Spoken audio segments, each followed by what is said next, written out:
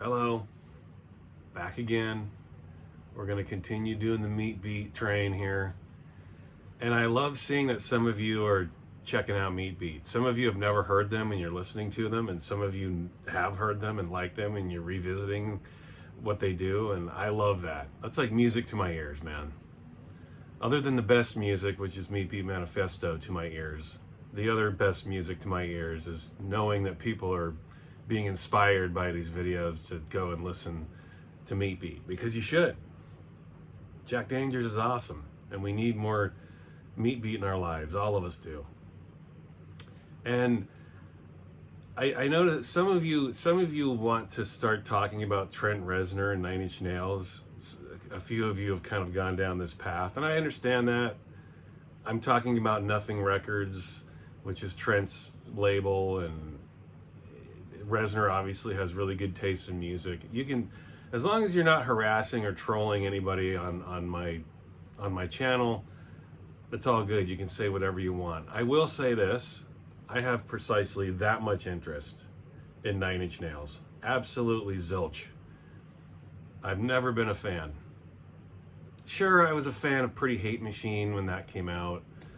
You know, I was like 15, 16 years old when that album came out, and I think that pretty much says it all for Nine Inch Nails music. I think it's very good and has its place for 16-year-old boys, but for adults, I don't know. I've never gotten the well, no, I guess I do understand the mass popularity of Nine Inch Nails to a certain degree. I don't want to get into it because, you know, people love Nine Inch Nails. Friends of mine love Nine Inch Nails. I have this debate with them all the time. And I like Trent Reznor's solo music and his score music, the music he does for movies. And I like him. I like Trent Reznor as a person. Every time I see an interview with him, he seems really funny. He's got a great sense of humor. He's got great taste in music. I like him. And I like a lot of his ambient music, but Nine Inch Nails, not for me, man. I do not enjoy it. So if you guys want to talk about Nine Inch Nails, it's cool. Just know that I don't like them, and I'm going to give you my honest opinion about them. I think most Nine Inch Nails music is, at least 90s Nine Inch Nails music is just, it was like a new and improved hair metal cock rock nightmare music of the 90s. That's what it sounded like to me. It was like listening to Poison or Warrant, or it was hair metal to me. I not for me. Now his remixes, phenomenal. Like, I think Fixed is an amazing EP, the remix EP of Broken. Coil came in and did some remix duty.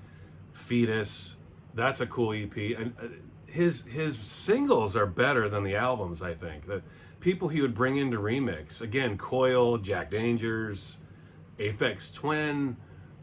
Trent's got great taste in music. I would never take that away from him, and I will repeat, I like him as a person. I do not like Nine Inch Nails music, and I'll debate this with you if you want. I'm not a fan. Never was. The Downward Spiral, really? It doesn't surprise me that album was so accepted and loved back then. It doesn't surprise me. I thought it was shit, and I still think it's shit to this day. I think it's a stupid, corny, schmaltzy album. I mean, it sounds like a Meatloaf album to me. It sounds like a Jim Steinman produced Meatloaf album. Big and bombastic and completely annoying.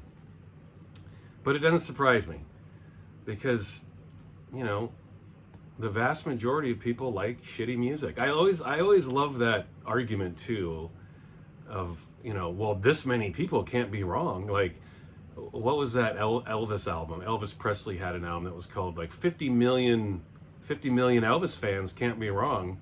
Oh yes, they can. Oh yes, they absolutely can. Just because the vast majority likes something doesn't mean it's good.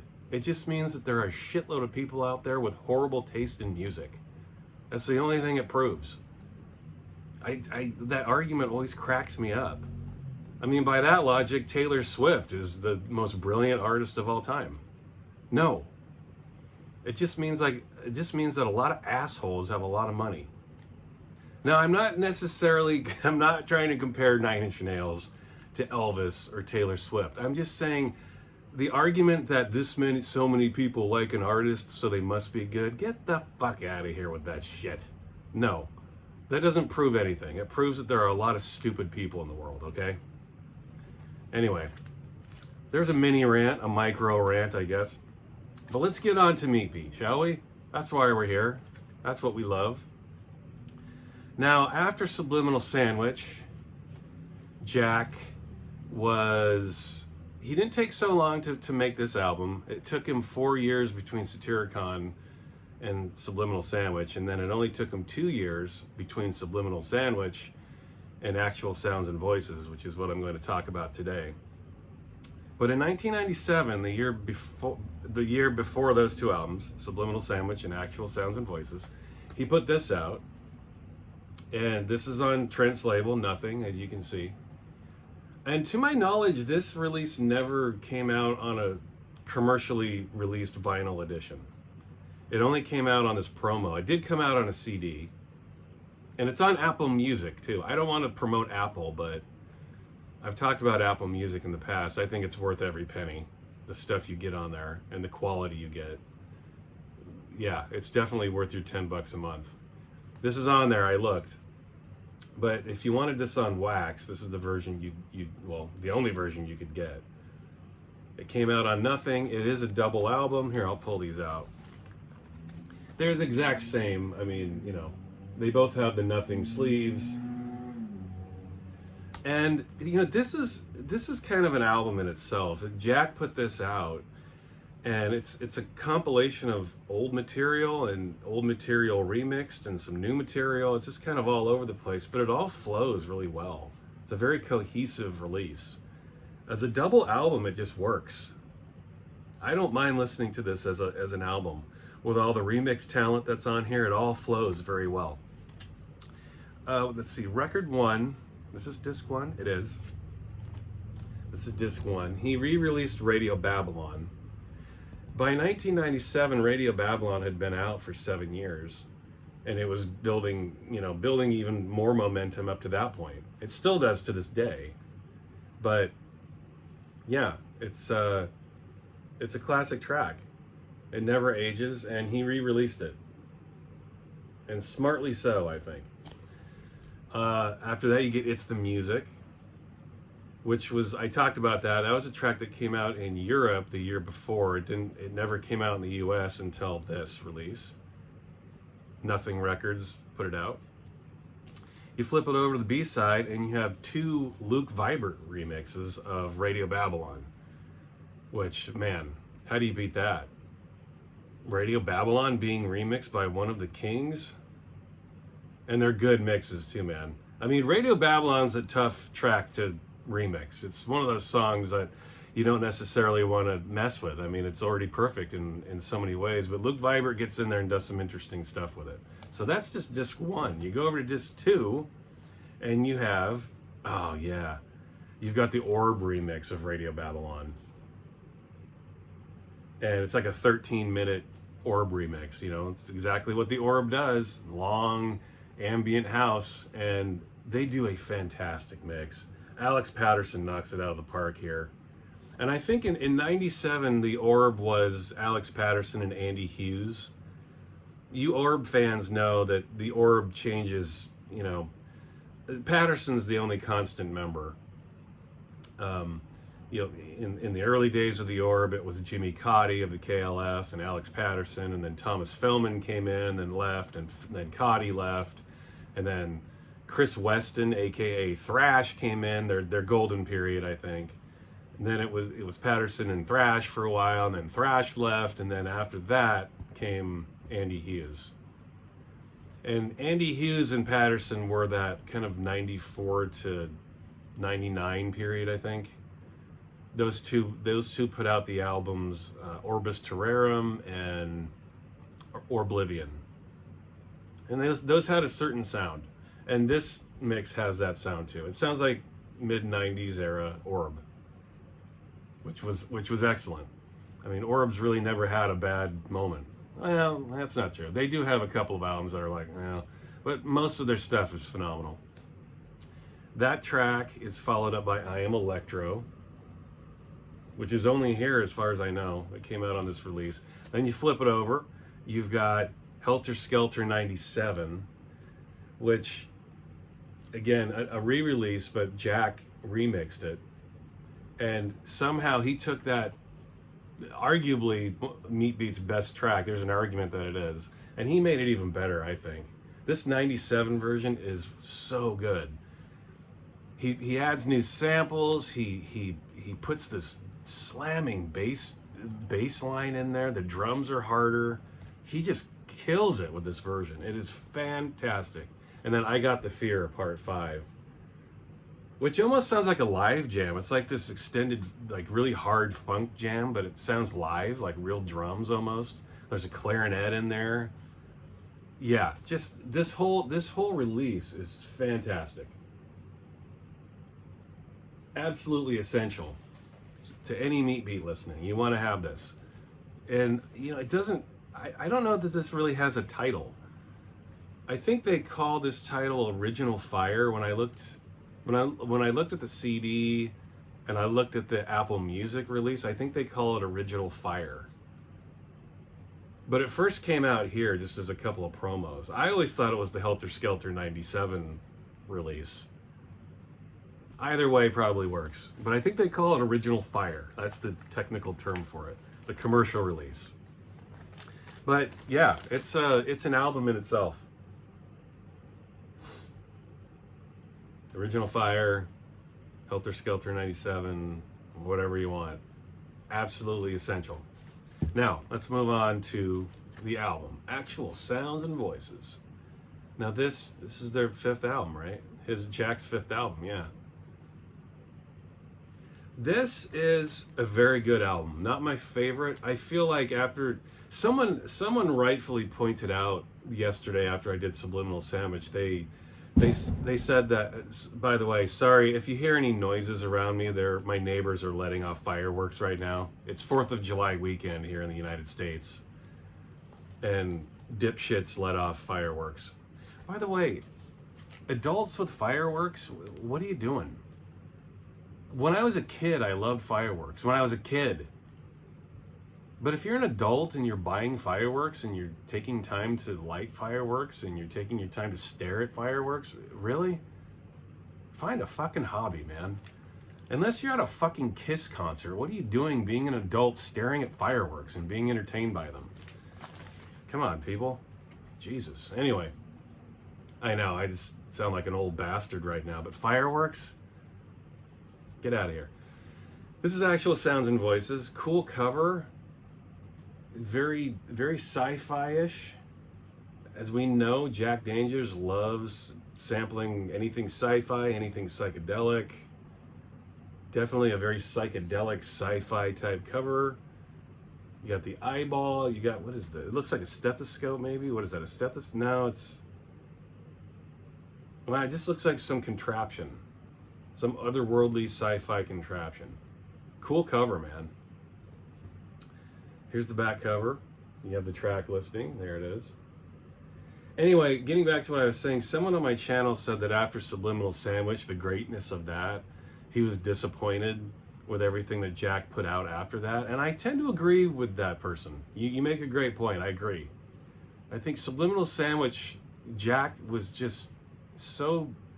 He was so focused on what he wanted to do with that album, and he covered so many bases, and he covered them all so well. I felt like with this album, he was trying to get back to maybe what he felt people wanted to hear with a Meat Beat album. This was like a more traditional Meat Beat album, almost going backwards, almost trying to sound like Now era stuff, but with the slicker production. Or sorry, Now era stuff, but that's true, but 99% era stuff.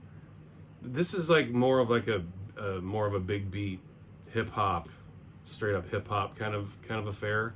I hate to call anything he does hip hop. There's always so much other stuff going on. There's still jazz influences here, or a straight up jazz track. There's a song on here called The Thumb that's very jazzy. and arguably the best song on here, I think. The Thumb is a really good track. But yeah, I felt like Jack was trying to maybe capture something that he had done in the past. I don't think this album works completely. It's a very good album. But of the 5 that I've talked about, this is my least favorite of those 5. It definitely felt like Jack had not hit a wall, but maybe was trying to figure out what his next move was. Like, what is my sound? Which direction do I want to go? Let's go back to the sound I had perfected before. His album's always had a progression in experimentation up to this point. And this album seems to have a little bit less. It's still a really good album. Maybe I'm not doing a very good job of describing this because I don't want to make it sound like I don't like this album. I do. But it does feel like he took a step backwards in terms of experimentation. How about that? That sounds fair. And let's break this open. This came out on Nothing Records in the United States, but I would highly recommend you pick the European release. Pick up the European release because they have printed inner sleeves. I've seen the Nothing release, and it has those cheap white paper sleeves with the holes in them. It does come with an insert with some info on it, but the European release has 2 printed inner sleeves. And why wouldn't you want that, you know? Here's inner sleeve number 1.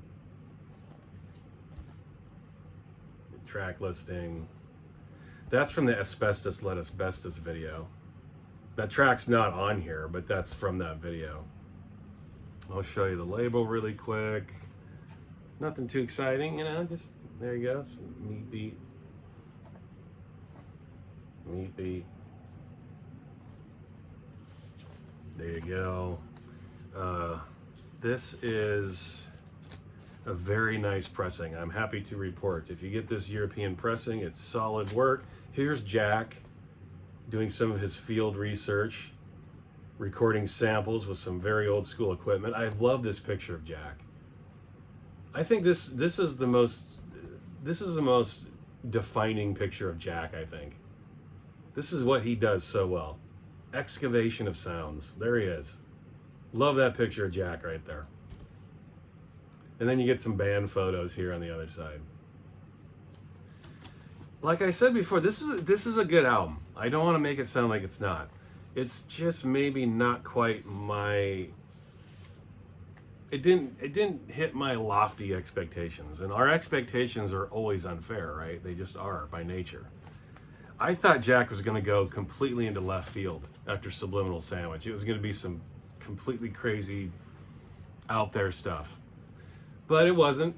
It was my traditional Jack. Now, I will say, after this album, Jack definitely put out some more experimental stuff. I'll get into that in the next video.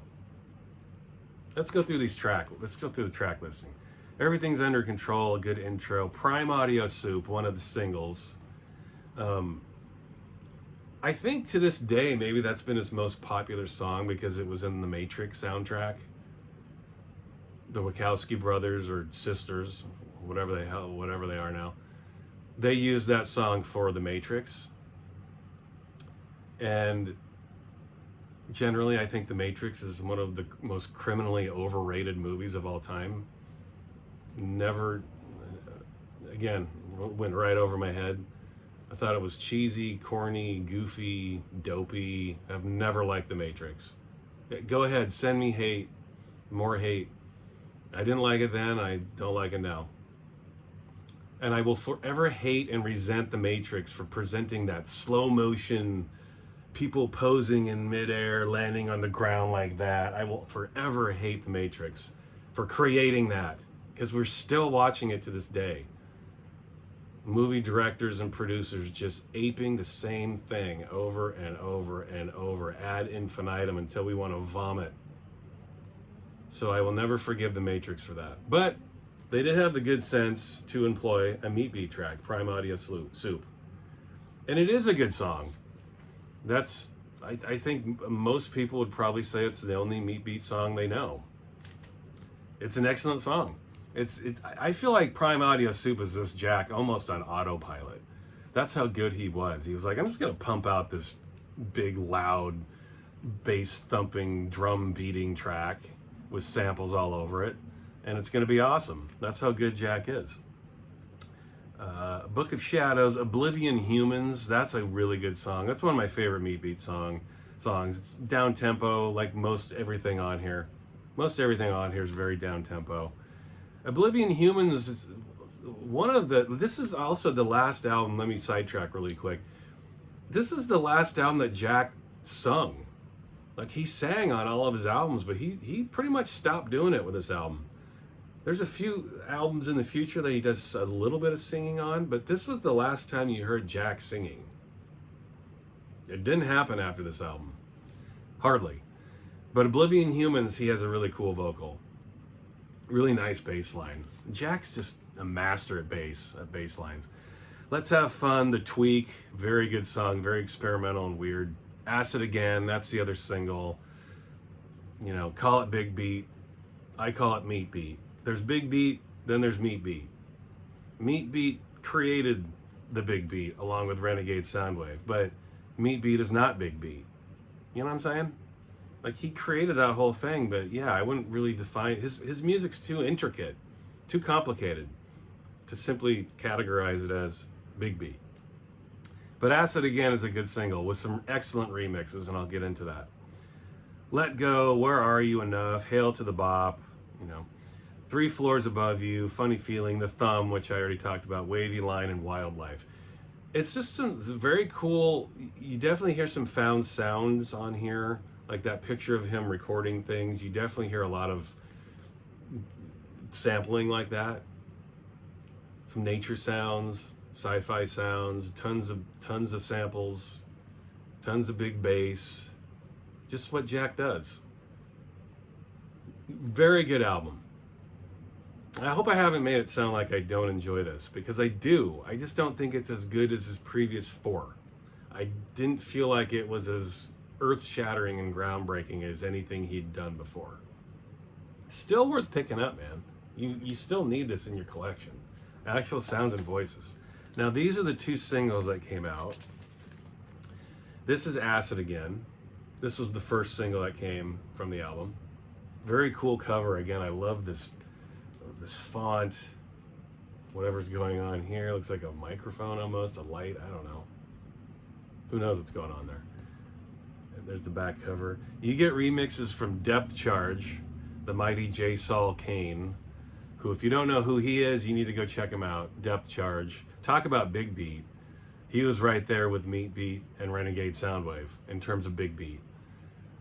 And if you love Big Beat and you don't know Depth Charge, come on, man. Where have you been? Where have you been? You need to go figure that out. Depth Charge. And Freddy Fresh. Freddy Fresh does an excellent remix of this. Freddy Fresh was a guy who put out his own music, did a lot of his own mixes, lots of remixes. I think he's still around. But he had a couple of moments there in the 90s where he was pretty hot. Pretty popular. But great single. And the sample that Acid Again comes from, you hear the woman talking about taking drugs and freaking out on acid. That's from a radio program. I have that record. It's WNEW. It's a WNEW broadcast from the late 60s, and it's called A Child Again. And you hear that on the My Life with the Thrill Kill Cult records too. It's this woman babbling about freaking out on acid. But if you're curious, go look up A Child Again, WNEW. It's like a 25-minute interview. It came out on vinyl.